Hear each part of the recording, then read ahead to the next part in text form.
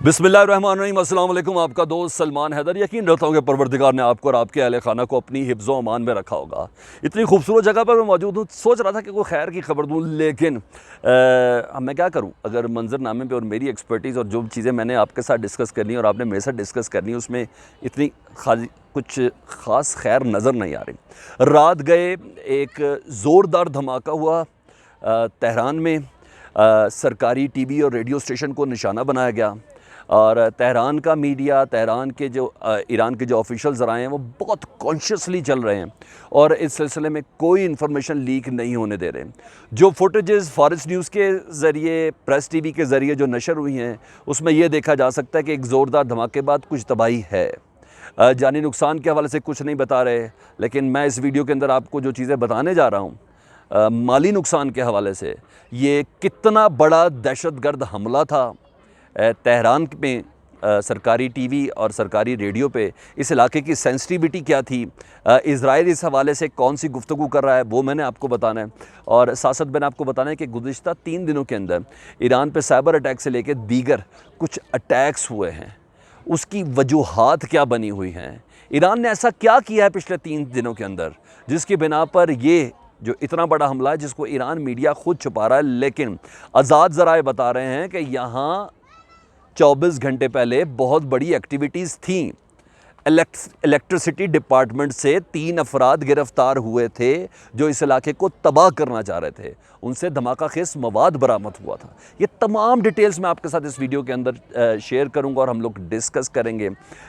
लेकिन डिस्कशन से पहले रिक्वेस्ट, अगर अभी तक आपने चैनल सब्सक्राइब नहीं किया तो प्लीज़ ये रेड बटन है, ये दबा दें, सिर्फ क्लिक करना है और बेल आइकन दबा दें तो नेक्स्ट हैपनिंग्स जो स्पेशली फ्रंट लाइन मीडिया के अंदर शेयर नहीं होती वो आपके साथ शेयर हो जाएंगी। कमेंट्स में ज़रूर मुझे आगाह कीजिएगा। अच्छा जी, ये मिल्लत पार्क का रेजिडेंशियल एरिया कहला रहा है, जो सरासर बिल्कुल झूठ है। धमाके से मुतलिक जो ईरान मीडिया बता रहा है उसकी डिटेल्स मैं आपके साथ शेयर करता हूँ, लेकिन उससे पहले 2 रोज़ कबल ना जो ईरान की पासादारान इनकलाब है ना, उसके कुछ असलहा दिया गया जो उसकी बर्री फ़ौज को। उसकी डिटेल्स मैंने आपके साथ शेयर की थी, तो जल्दी से मैं आपको बता देता हूँ। लेटेस्ट डोमेस्टिक असला दिया गया था जिसमें एंटी आर्मर वेपन्स थे, मिसाइल्स थे। अलमास एंटी टैंक मिसाइल था जिसमें कायम 114 और कायम और कासिम मिसाइल था। मल्टीपर्पज़ व्हीकल्स थी, ड्रोन्स थे, इलेक्ट्रॉनिक वॉरफेयर सिस्टम थे, मेराज और हानी ड्रोन्स थे और फतेह मिसाइल जो 300 किलोमीटर तक रेंज रखते हैं, उनको बाकायदा तौर पर फ़ौज के हवाले किया गया था। इस सिलसिले में ना सिर्फ फ़ौज के हवाले किया था, और मैंने खबर शेयर की थी कि ये सिर्फ फ़ौज को हवाले नहीं है, जितनी प्रॉक्सीज चल रही हैं ना, हौसीज़ के हवाले से, सीरिया के हवाले से, लबनान के हवाले से और स्पेशली फ़लस्तीन के हवाले से, उन तमाम को ये टेक्नोलॉजी जाने का गालिब इम्कान था। उसके बाद IAEA की जानिब से बाकायदा तौर पर ईरान पर ज़ोर दिया जा रहा था कि 7वां सेशन वियना के अंदर कर लिया जाए, जिसकी बिना पर ईरान की वजारत ख़ारजा ने कहा था कि 7वां सेशन नहीं होना। हमने 6 सेशन में तमाम चीज़ें डिसाइड कर ली गई थी। जितने भी इसके अंदर स्टेक होल्डर्स थे, जिसमें यूरोपियन ममालिक थे, जिसमें चीन था, रशिया था और अमेरिका एज अ ऑब्जर्वर, लेकिन बाकायदा तौर पर इसके अंदर शामिल था क्योंकि सारी ज़्यादातर सेंक्शन उसी की जानिब से। तो फाइनल जो चीज़ें थी ना, वो अब अपने मुल्कों के अंदर अप्रूवल के साथ आ जानी थी कि भाई ये सेंक्शन अब ख़त्म हो गई हैं और अब अमेरिका जो दुनिया में ईरान के ऊपर जो पाबंदियाँ लगाई हुई हैं तजारत के हवाले से, उसको जब ख़त्म कर दे और ये बात आगे हो जाए। ये 2 मेजर स्टेप्स थे जिसकी बिना पर रद्द अमल के हवाले से कोई चीज़ सामने नहीं आ रही थी। तीसरी अहम चीज़ जो सोने पे सुहागा कर डाली ना, वो तालिबान की रिसेप्शन कर डाली तेहरान के अंदर। अफ़गान हुकाम और तालिबान की AAA क़यादत तेहरान के अंदर थी और इन्होंने बाकायदा तौर पर अफ़गानिस्तान के फ्यूचर के हवाले से एक एलामिया जारी कर दिया और जंगो जदल से हट के टेबल पे बात करने के हवाले से एक वाज़े तौर पर इंदिया दिया था। उसके बाद वाइट हाउस ने रिजर्वेशंस के साथ कहा था कि हम उम्मीद करते हैं कि ये मुज़ाकरात ईरान की मेज़बानी में कंस्ट्रक्टिव होंगे। चलें, ये भी बात मेरी समझ में आ गई और किसी ने सवाल भी उस वक्त किया था जो बाइडन से कि क्या आप बात करेंगे ईरान से। उन्होंने कहा सवाल ही पैदा नहीं होता, ऐसा कुछ भी नहीं होना। इन 3 अहम तरीन पेशरफ्त के बाद जब 7वें राउंड से भी इनकार कर दिया गया, 7वां राउंड बेसिकली इसराइल के लिए किया गया है। जो इसराइल मुसलसल ये चाह रहा है कि पाबंदियाँ हटे, और क्योंकि इसराइल को यकीन है, खैर मैं भी आपसे गुफ्तगू करूँ, मुझे भी यही यकीन है कि ईरान का जौहरी प्रोग्राम ना एटम बम और सेंट्रीफ्यूजेस की एंड रफ्तार तक बनाए बगैर ख़त्म नहीं होना, क्योंकि इन्होंने दुनिया देख ली है बहुत ज़्यादा। पाबंदियाँ, फिर पाबंदियों में रहने पे गुजारा, किस तरह अवाम के अंदर सब्र है, पासदारान इनकलाब दीगर किस तरह ऑस्पेक्ट्स में अवाम को कैरी करके चल रहे हैं। तो मुझे भी ये लगता है। अब आ जाता हूँ मिल्लत पाक के उसमें कि ईरान का सरकारी रेडियो टेलीविज़न नेटवर्क की इमारत के करीब बोल रहा है निशाना बनाया गया। नहीं जी, मैं अब आपको डिटेल्स बता रहा हूँ। तेहरान के जो सिक्योरिटी चीफ कह रहे हैं कि ज़ोरदार धमाका था, पहले वो बता देता हूँ। तफ्तीश हो रही है, तबाही के मनाजिर भी कुछ दिखाए गए हैं, लेकिन बात यह है कि पूरा तेहरान हिल कर रह गया। एक धमाका नहीं, एक के बाद दिगरे कई धमाके हुए हैं। रेफरेंस सुन लें जी, ITV अफ़गानिस्तान का है, वॉइस ऑफ इसराइल ये है मेरे पास, ये रेफरेंस है, फारस न्यूज़ है और न्यूयॉर्क टाइम्स, इन सब से आप क्रॉस चेक कर सकते हैं जी।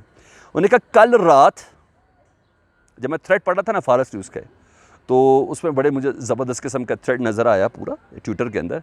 कल रात 3 अफराद गिरफ़्तार हुए थे इलेक्ट्रिसिटी ऑफिस के अंदर से, रेडियो ईरान और तेहरान TV के इलेक्ट्रिसिटी ऑफिस से हुए थे। ये तबाही फैलाने के लिए उस पर दाखिल हुए थे।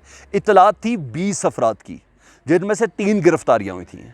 जो बाकी 17 थे उनसे मुतालिक इतलात है कि उन्होंने ये तबाही मचाई, ये धमाके किए, और ईरान हुकूमत साउंड बॉम्ब के ज़रिए लोगों की तवज्जो दूसरी तरफ मरकूज़ कर रही है।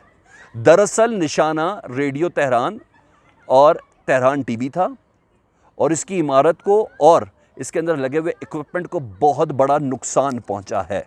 और इसकी सेंसिटिविटी जो लोग अगर किसी रेडियो और टेलीविज़न स्टेशन से वाकिफ़ है तो उनको बहुत अंदाज़ा होगा कि ये महज ब्रॉडकास्टिंग का मामला नहीं होता। सिग्नल से लेकर रडार्स तक बहुत सी चीज़ें इन सरकारी इमारतों से ऑपरेट हो रही होती हैं। और ऐसे मौके पर जब सरकारी मीडिया ये कहे कि गैस पाइपलाइन में धमाका हुआ है और फिर धमाके ही धमाके हुए हैं, तो ये बात कोई मान नहीं रहा। तो ईरान यहाँ छुपा रहा है बकौल सिक्योरिटी चीफ के तेहरान के कि अभी इन्वेस्टिगेशन हो रही है। टारगेट अभी तक मालूम नहीं चल रहा कि टारगेट था क्या। कई धमाके हैं। नातंज न्यूक्लियर प्लांट मैंने आपको बता दिया, उसके अलावा तेहरान के करीब बता दिया। लेकिन कल बहुत इंतहा हुई थी जब ईरान का जो रेलवे सिस्टम था ना, उसको हैक किया गया था। उस रेलवे सिस्टम ने पूरे ईरान में बहुत ज़्यादा खौफ फैला दिया था। ट्रेनें लेट हो रही थी, जगह जगह स्टेशंस के बगैर पटरियों पर बंद हो रही थी, जिसका काउंटर करके उन्होंने कर लिया था।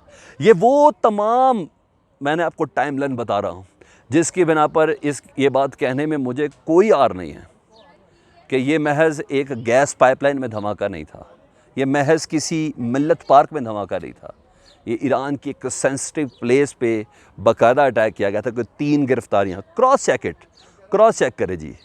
20 अफराद के उधर मौजूद होने की इतला थी। गद्दारी होंगे जो कुछ भी है। मैं अगर आपको वो बता दूं ना थ्रेड के किस पे शक किया जा रहा है, इसराइल के ऊपर शक किया जा रहा है, किस तरह ये लोग ख़रीदे गए हैं, क्या हुआ क्या नहीं हुआ, ये बहरहाल पूरा एक नेटवर्क है जिससे मुतल्लिक ये इतलात जो मैंने आपको बताई। ये तय है कि ये आम कुदरती और इस तरह का कोई धमाका नहीं है। ये पूरी सीरीज़ के साथ है, ईरान को दीवार के साथ लगाने की उसके स्टांस के हवाले से। अगर आपको लगता है कि मेरी रिसर्च सही तो प्लीज़ इसको शेयर ज़रूर करें, और हाँ कमेंट्स में मुझे ज़रूर आगाह कीजिएगा, क्योंकि ये ख़बरें मेन स्ट्रीम मीडिया पे नहीं आएंगी। अल्लाहुम्मा सल्ली अला मुहम्मदिन व आले मुहम्मद।